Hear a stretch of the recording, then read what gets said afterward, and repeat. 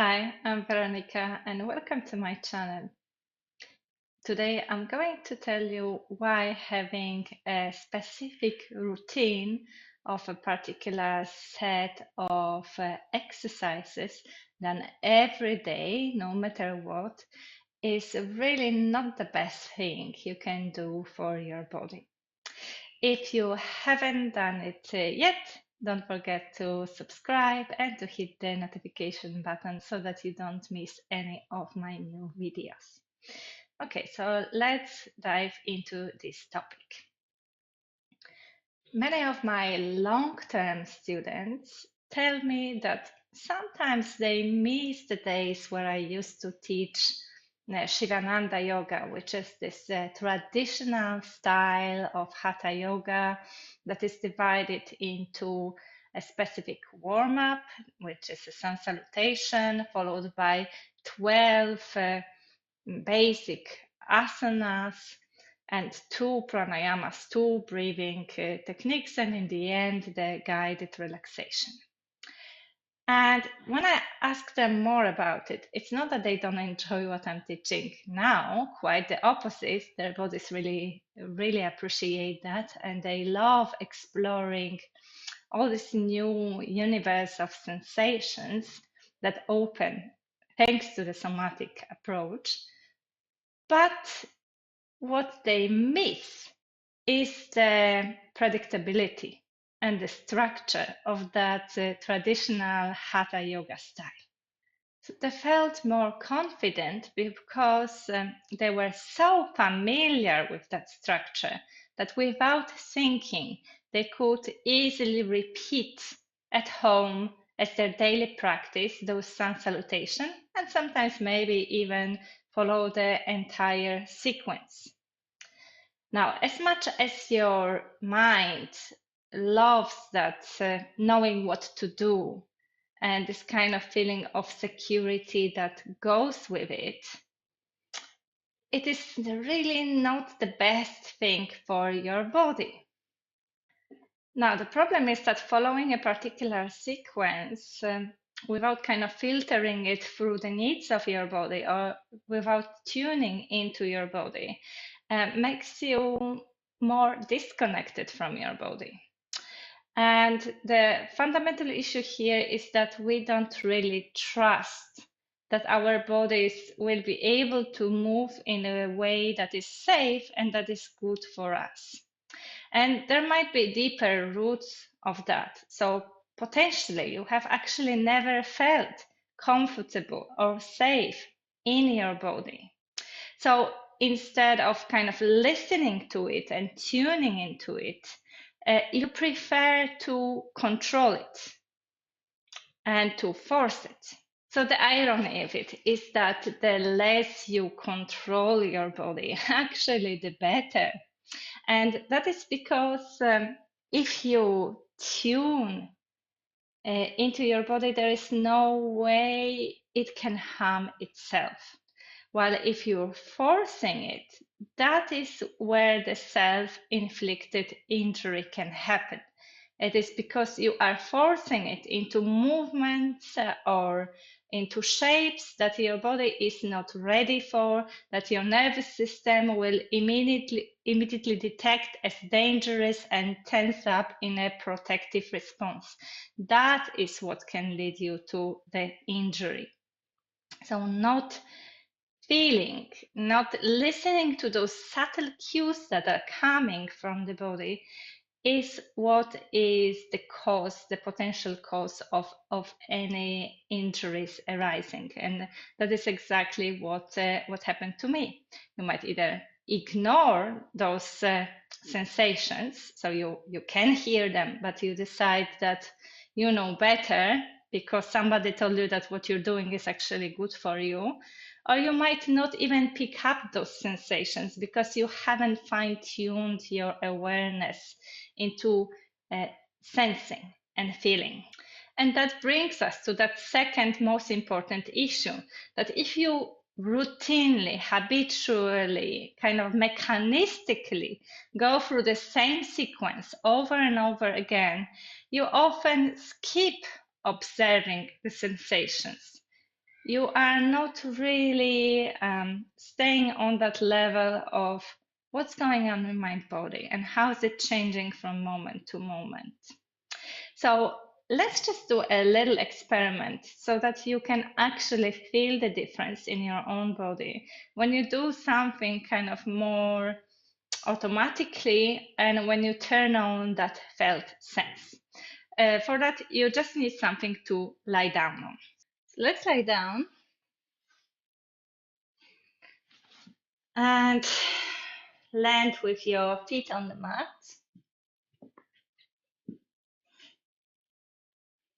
Let your body settle.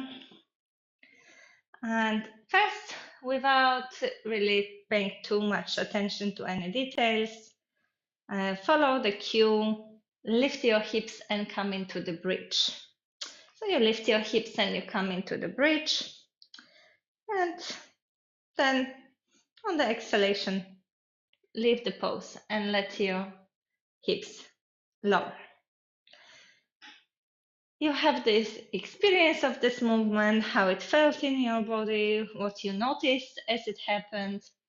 And we're going to go through it now, slowing down maybe 5 times and doing it in a somatic way where you really pay attention to subtle sensations.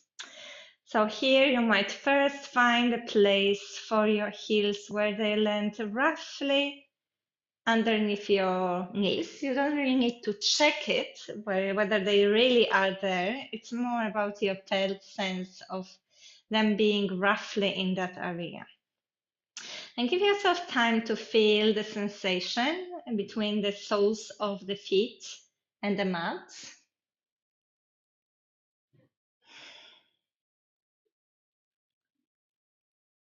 And then focus your attention, your entire attention, just on your knees, And notice what would happen if you wanted to start moving your knees in space. Move your knees forward and upwards. So if you now place your hand on the thigh and started sliding that hand down the thigh towards the knee, imagine that this is the trajectory of that knee. It follows further along that line, forward and up. So notice what would happen if you wanted to create a deeper imprint of your feet in the ground. So make your feet heavier on the ground as compared to other points of contact between your body and the floor. The feet are a little bit sinking deeper into the mat. You can imagine that you're kind of sinking into a soft sand and your feet are making deeper and deeper imprint in that sand. And at the same time, your knees are moving forward and up on that trajectory in a straight line, exactly at the same line as your thighs are now pointing to. And at the same time, the rest of the body stays relaxed. So there is a relaxation of the jaws, of the shoulders, of the arms, and also of the belly. So as if the only 2 parts of the body that are active now are those knees and those feet. The feet that are taking more and more weight onto them, and the knees that keep on reaching forward and up.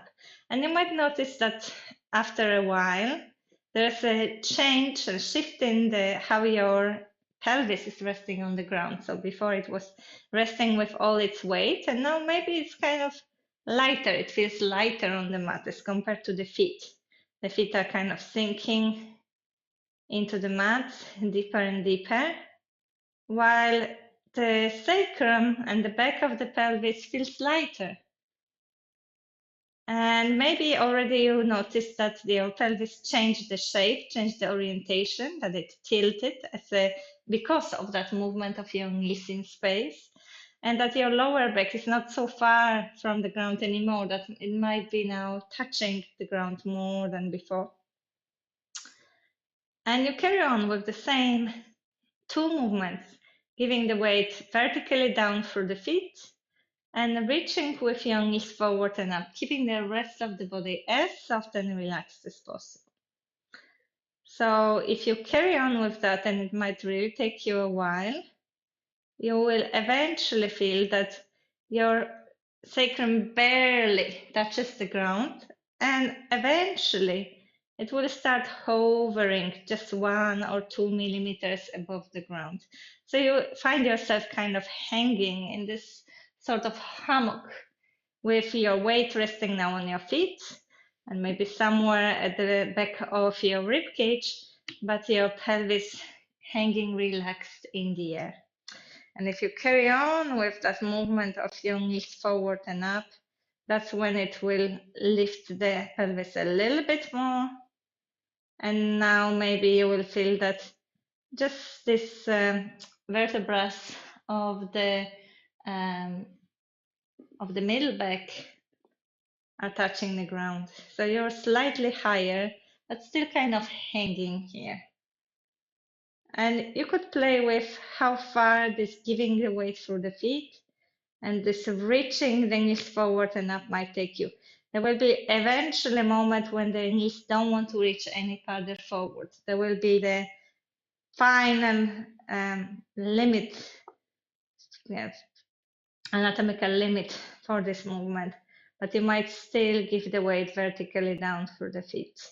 And it might lift you a little bit higher, and then there will be a few more vertebrae of your spine lifting. And you might notice what you feel here when you are hanging like that. And then again, rather than dropping, you might start lowering your vertebrae one by one, literally one by one. Maybe even having a tiny pause after you release one vertebra before you lower the other one. First, that upper spine, then the middle one, then going through the lower back, the lumbar spine, and eventually you will feel again that your sacrum touches the mat, and eventually that it rests with all its weight on the mat, and that will automatically tilt your pelvis back to this neutral position where your natural lumbar curve reappears. Notice how it is to have that contact between the feet and the ground, the back of the pelvis on the ground. And in general, just give yourself a moment to notice how different this way of doing that practice was from following a cue, lift the hips, lower the hips.